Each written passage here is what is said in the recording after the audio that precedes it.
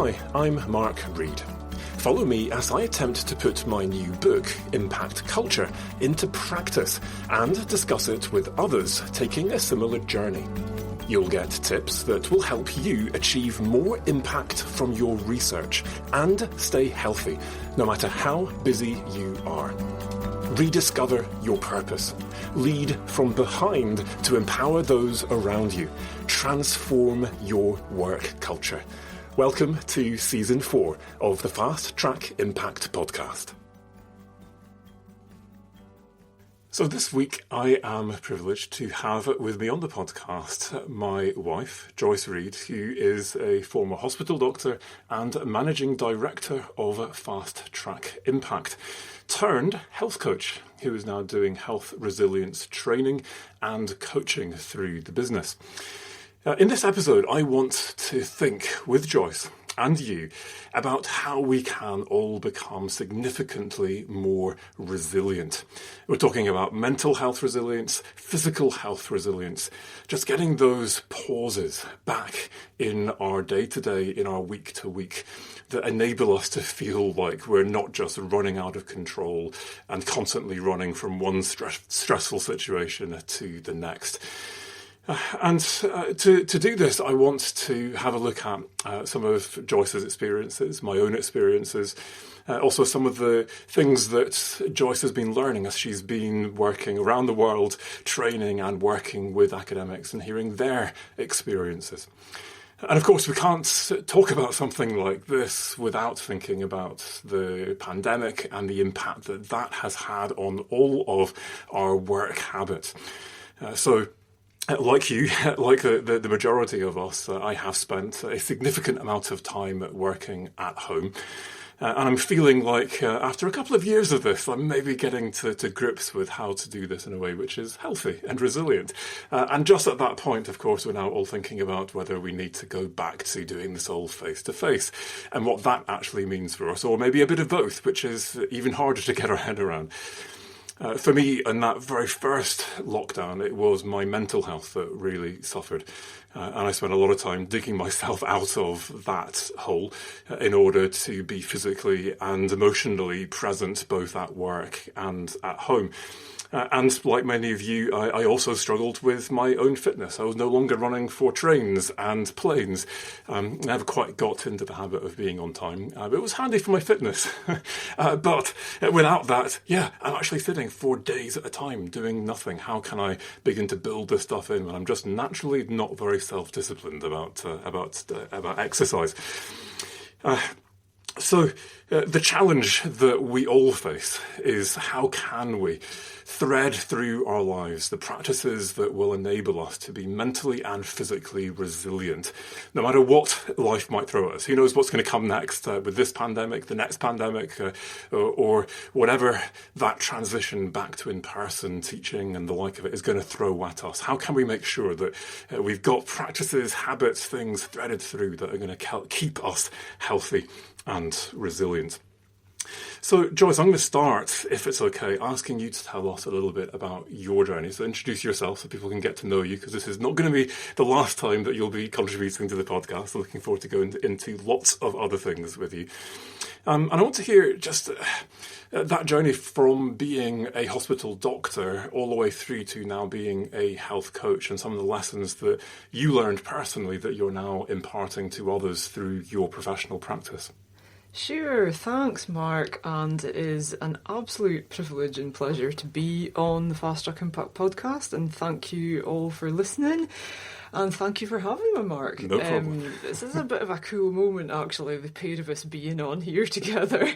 We have discussed it for many years, and it's never quite happened. So. And now it has happened, which is very exciting indeed. In order to answer your question, though, as you well know, I spent 12 years of my life working as an NHS doctor, and it was a complete privilege to do so. However, throughout that process, I really started to feel First of all, that the system was under a lot of pressure, as is now very much in the mainstream media. But at the time when I was working there, kind of 6 and a bit years ago, it wasn't quite as well recognised by the general population how much pressure we were under and how challenged the system was. So because of that, quite a lot of us were suffering from partial or full burnout, compassion fatigue, physical and mental health problems because of the pressures of the job. And finally, after 12 years of working in an intensive hospital environment, I did suffer mental and physical burnout myself.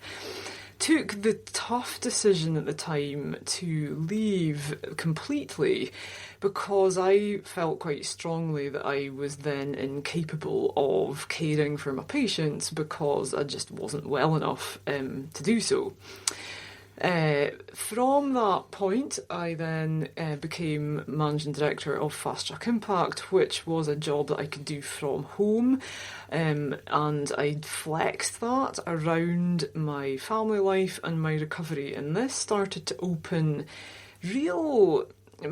my eyes really to the life-giving quality of being able to flex your work around your life and integrating the two. Now, I do realise that being in academia, we are, some of us are more privileged in that area than others. But I would say that I have now come to realise that really sacrificing yourself and your self-care is always a short-term solution. That actually, if you want to continue having a productive, meaningful approach to your work, then sacrificing you for the sake of that is never going to go well in the long run.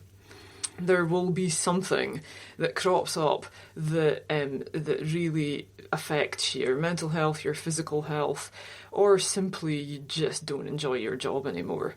And that's perhaps hard-hitting to hear, but from my experience now working as a health coach with clients and from my own personal experience and also watching Mark's journey, I think that empirically I would say that is often the case.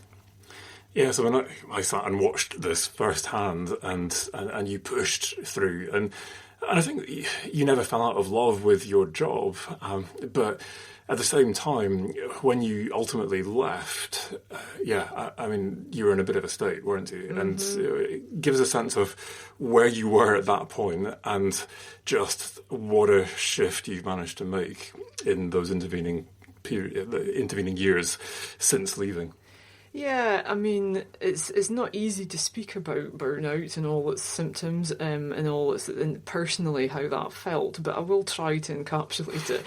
I felt absolutely empty and completely physically exhausted, deeply, to a deep level. I just couldn't find the energy to get my legs out the side of the bed some days.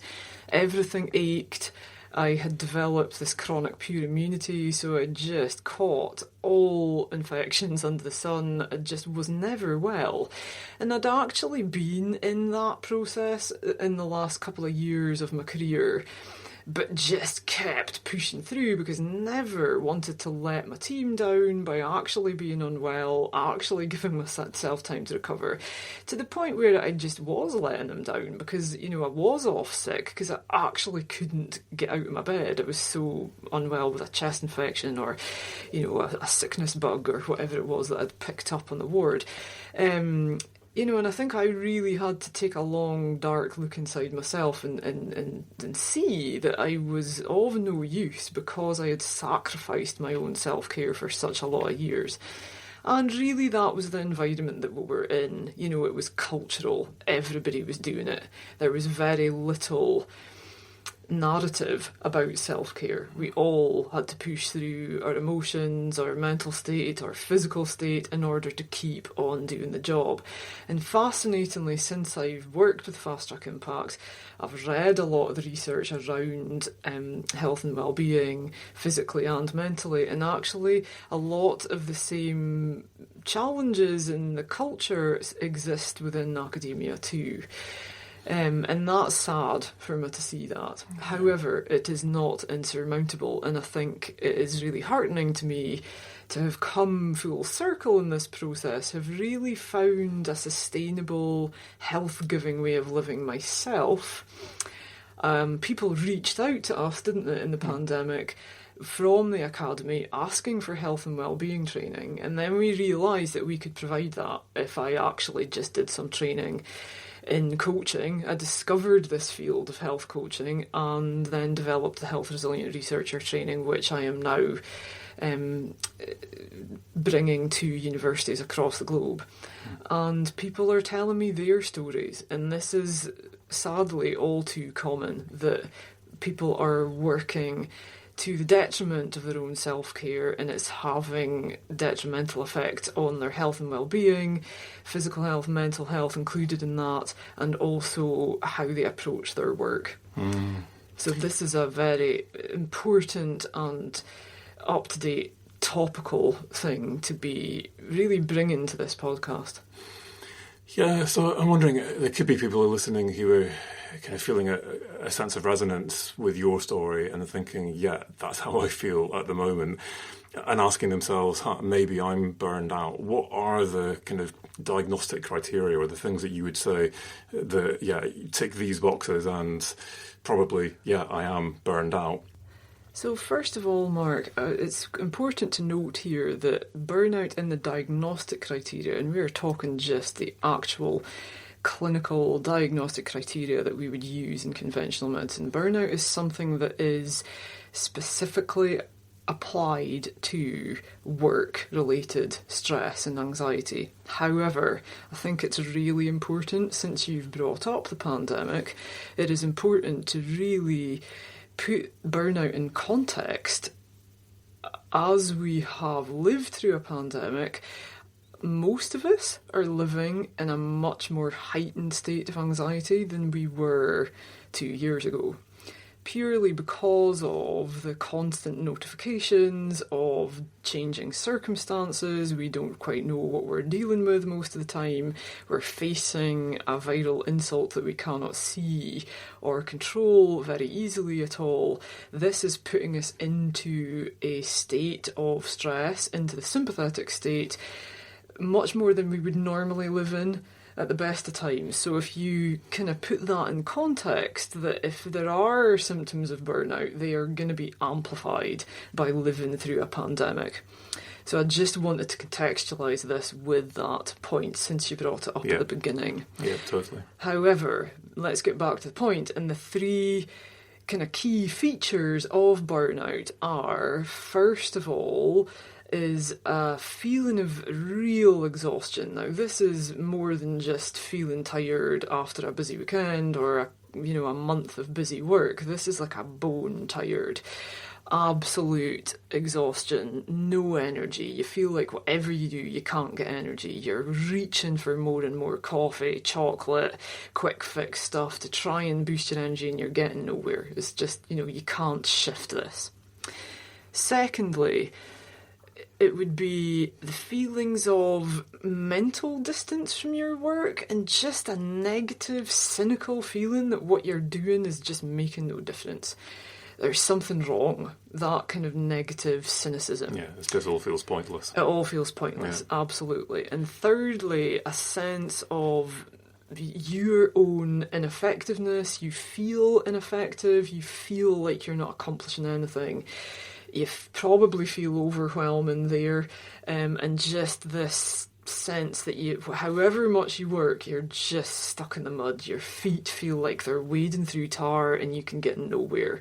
You can't accomplish anything. And it's like the task list gets bigger and bigger and bigger and you just can't get through it. That kind of ineffectiveness feeling.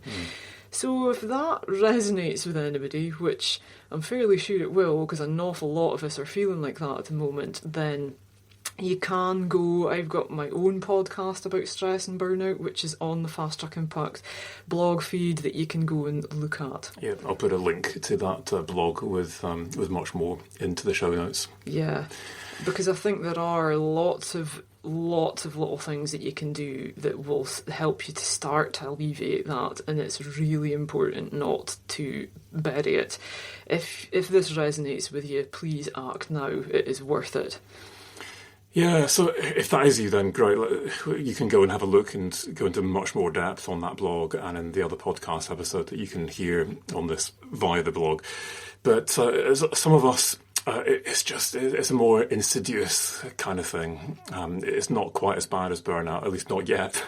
But that sense of vulnerability that we have to our circumstances, kind of yo-yoing up and down. And great, I've set aside a day to write, but I just can't actually manage to pick myself and write today because of how I'm feeling emotionally, or because I'm constantly getting sick, and all these kind of things. What are some of the things that you did on your journey to recovery from burnout, but also some of the things that you recommend to academics who come on your courses or that you coach, who are just feeling that sense of, everything's a bit overwhelming and I need to do something to kind of survive and get a sense of my joy back in what I do and a sense of purpose and all that kind of stuff. What are some of the things that seem to be working most for the kind of people you're working with? Yeah, I mean, that's a really interesting question, Mark. And I think, actually, the way I would answer it is to say that there seems to be a theme emerging from the academics that I'm working with. Whether that be in a group setting through the Health Resilient Researcher or individually as health coach and clients, there seems to be this lack of permission to look after yourself. And what I would say there is, digging slightly under the surface there, is that there also seems to be a lack of self-compassion. My next blog is about self-compassion. I've dug into the most recent research and it's fascinating, but we seem to culturally be living in quite a perfectionistic, blame-driven, productivity-heavy environment in academia. And sometimes you just need to cut yourself a bit of slack, and it's acceptable to not view yourself as a machine and actually just look after yourself. And I think that narrative needs to be brought out into the open, and that would say is my kind of top theme.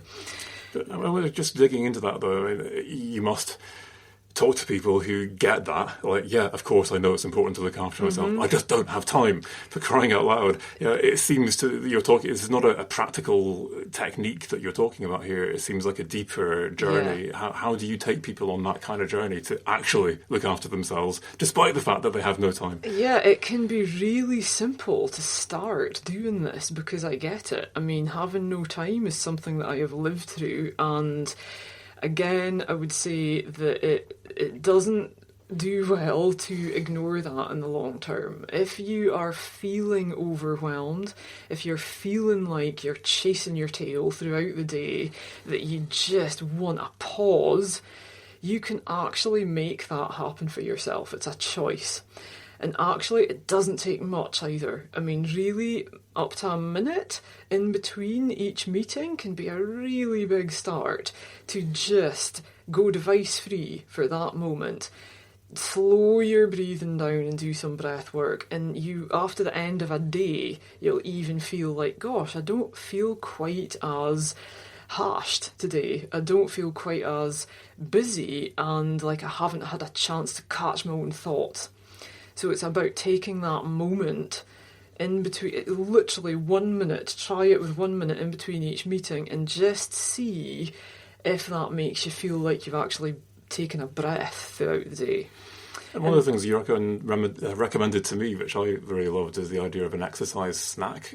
Yes. Because I'm quite bad at being disciplined. Like, 1 minute, and I can see the time slipping by, and then it's like, oh my goodness, I'm now late for the next meeting, and away it goes.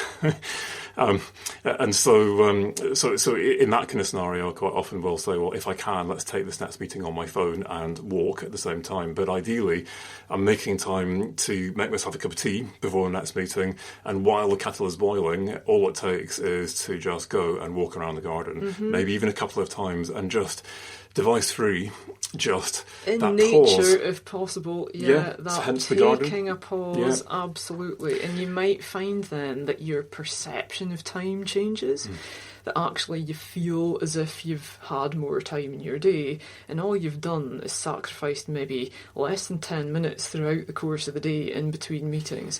And it's really worth trying that. The other thing that I think is really important to note is how much we live in our heads in the academic world. Actually, in the Western world, perhaps, full stop. But these feelings of overwhelm or physical feelings of backache, shoulder pain, that's all telling you something. It's telling you to move or look after yourself or actually take a break, and I think because we're stuck in the intellect an awful lot of the time, we try really hard, or don't even have to try actually, because we're not noticing these subtle signs that the body is giving us. And really the example I use in the Health Resilient Researcher is from my own life here, that I suffered for a long time from irritable bowel syndrome, and I just ignored it. I was just like, whatever, just ignore it, keep on going. And in the end, now that I've studied a little bit of naturopathic medicine and understand more about the gut microbiome, if I'd listened to that irritable bowel syndrome, which was my body trying to say to me, Joyce, you're stressed, when you listen, I would then have recognised that I was destroying my own microbiome, and I had to recultivate it in order to stave off that longer term burnout that I ended up with, having chronic pure immunity because my microbiome was completely destroyed. And I may well have staved off a lot of the things that I then had to suffer from in order to learn the lesson. It's things like that. Listen to those symptoms that your body is bringing for you forward, because actually they're giving you information. And this is what I try to teach my clients. This is what I try to help them to see in their own lives, is that they can be the orchestrators of their own health and well-being. It doesn't have to be ignore all your symptoms until you crash and burn. Actually, your symptoms are trying to tell you something, and it's worthwhile listening to them. It seems that there's a kind of a deeper lesson in this, which is about self-respect. Yes. I feel like I can't stop because I've got to look after my job, my family, all these other people who need me, and I'm just spread too thin. But actually, you need yourself, and you need to look after yourself. That's the source of all of that stuff. And I think that's where the self-compassion comes in. I mean, you know, incredible researchers like Kristen Neff and Brené Brown and folk who have looked at self-compassion, it just takes a mindset change and to actually use the self-compassion technique. And it makes a huge difference to then you would give yourself permission to look after yourself. Yeah, absolutely. So one of the things that I've benefited from as I've worked with you on this journey, so trying to absorb all of this stuff, getting into the weird and wonderful world of sauerkraut. Yeah, awesome stuff. is just how important it is to take more interest in your surroundings. So whether that's taking cues from your body, that sense of kind of that gut feeling, that kind of sigh as you get back to your work, or just the things that people are telling you around you. Mark, you're dropping the ball constantly. That's the third time this week you've forgotten something. Usually you telling me that. Sorry. But just to listen to these cues, and I think that there's this slowing down, and there's this whole kind of movement of the slow, whatever it is. And one book that I'd recommend is The Slow Professor. Yeah.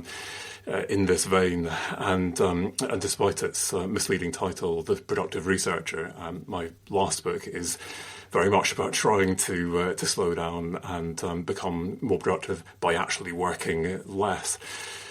But what are some of the things that you are finding are helping your clients to actually manage to slow down? So we've talked about some kind of more deeper things on the level of self-compassion, but what kind of practical examples or practices or techniques can you suggest that can just help us to slow down so that we can take in that information and be a bit more curious so that we can then lead ourselves along a journey to better health and more resilience? Mm-hmm. I mean, I think self-compassion work is top of the list. I do that with a lot of my clients if they feel led down that direction, and it really works, it really helps. But deeper than that, even doing moments of breath work, like true breath work, so really focusing on abdominal breathing, making sure that you're bringing that into your day, morning and evening, or whenever you can in between meetings, having a pause in between meetings where you do a bit of breath work or a little bit of exercise, some stretching, go for a walk in nature. Something else that I talk about often is early morning sun, and just making sure you get up, get some sunlight, get into nature first thing in the morning to just reset that body clock. Something else that people really seem to be benefiting from is work on sleep. And that quite often is tackling underlying issues with anxiety and people pleasing, just giving themselves permission to switch devices off in the evening so that it doesn't impact on your sleep. And once you're well slept, you're less emotionally reactive, you're more able to make decisions, you're more able to have that mental focus that you need to bring to your day job. So really sleep would be key. Another thing which I think is really important to remember is how interconnected our physical health and mental health are.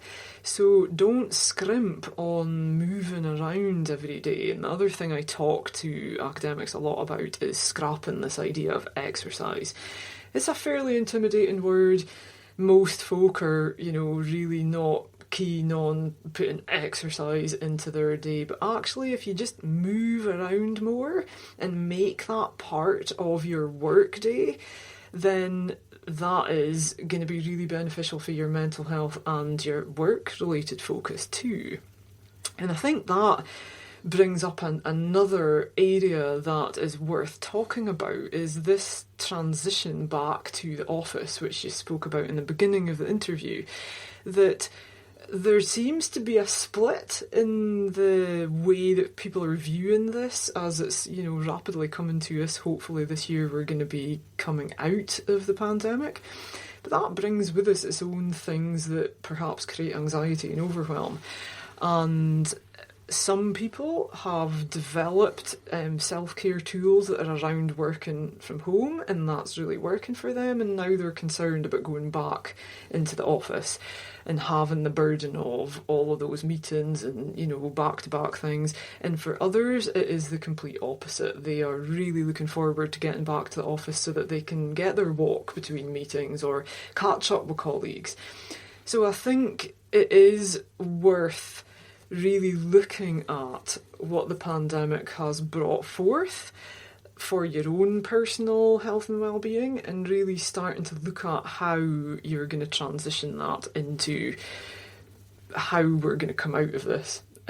Because we can make the choice to find the positives here and look at what we've learnt through pandemic working. And I know there's been a lot of negatives, and I absolutely acknowledge those. However, it's also worth intentionally looking at those positives too. Yeah, so you're taking us back to where we started with this idea about transitioning back into in-person. And I think a lot of us, as we're going there in our heads, are thinking about the kind of culture that we're going back into. Is it something that I'm looking forward to? I've missed the richness of the culture that I used to have in person. Or is this something that actually I feel a faint sense of dread, or maybe a very distinct sense of dread, depending on the nature of the culture you're going back into? And we've obviously been thinking about impact culture all the way through this season of the podcast. And for me, compassion is at the heart of a healthy impact culture, which is why your emphasis on compassion in terms of how we become more healthy and resilient to all of the challenges that we face in our work environment is so relevant, I think, to this whole idea of creating a more healthy impact culture. I think there's some practical things that we can think about. So in the book, you'll be able to read some of those ideas around how we retain flexibility for colleagues who don't have to be back in the office, who want to continue working from home, and retaining that flexibility, so we can combine the best of working from home with being back in the office. Thinking about some really simple rules around how and when we use email out of hours, for example, and setting some good examples, especially if we are more senior. The meeting times and when we have meetings, so we can get a lunch break, for example. Yeah. Little things like that can go a long way to just creating a slightly more compassionate culture. I've also been threading through this season of the podcast stuff that I'm thinking about with the new centre that I'm leading at SRUC. And so we're going to be doing compassion training. And in fact, there's going to be some compassion training coming up free as part of the year's worth of events that we're planning off the back of the launch of the book. So keep tuned to hear more about that. I'll be interviewing the trainer, in fact, for the podcast. You can learn skills in being compassionate. You can diagnose how compassionate your culture is and work out the things that you might want to try and fix in that. A lot of the literature on this talks about mindfulness exercises and things like that, but one thing that I quite liked is groups who have tried an acts of kindness challenge, and you go out and you try and do something on purpose which is kind, and you come back and you share the things that you've done, but crucially one of those things has to be completely secret, that you tell nobody, so it doesn't just turn into an exercise of look at me, I'm kinder than everyone else. Love that. Failure presentations. So one of the issues, I think, is this a sense of a fear of failure, but also a sense that we only hear about everyone else's successes, and so we assume that everyone else is constantly successful, and it's only me who ever fails. And so we're going to be running a seminar series which will be about learning from failure, and we'll focus on things where people learned a lesson for it, or managed to turn it around, or did something. So there's a bit of something which is constructive to take from this. But actually, partly what we're trying to do with that is just to normalise the idea that, you know what, life sucks. We all have things that go wrong, and there's always something we can learn from all of that kind of stuff. So loads of practical things I think we can do to create a more compassionate culture that means that when we go back, we're getting less of the kind of the stressors that we're experiencing, and feeling more of that sense of community, that we're all in this together.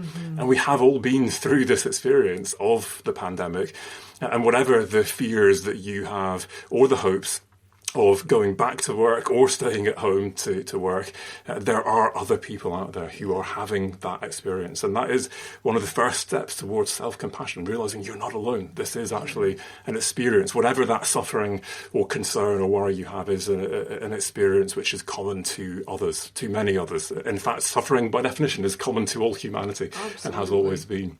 Yeah, definitely, Mark. I mean, absolutely agree. And I think just on a practical level, what people could think about doing conceptually from a self-compassion point of view as you move into this new opening up phase that we're going into, maybe going back to the office, maybe going to a hybrid working situation, partly online, partly at home, is remember that you cannot work well without you. And if you timetable yourself out of your life by not looking after yourself, then very soon after that, you're not going to be there at all.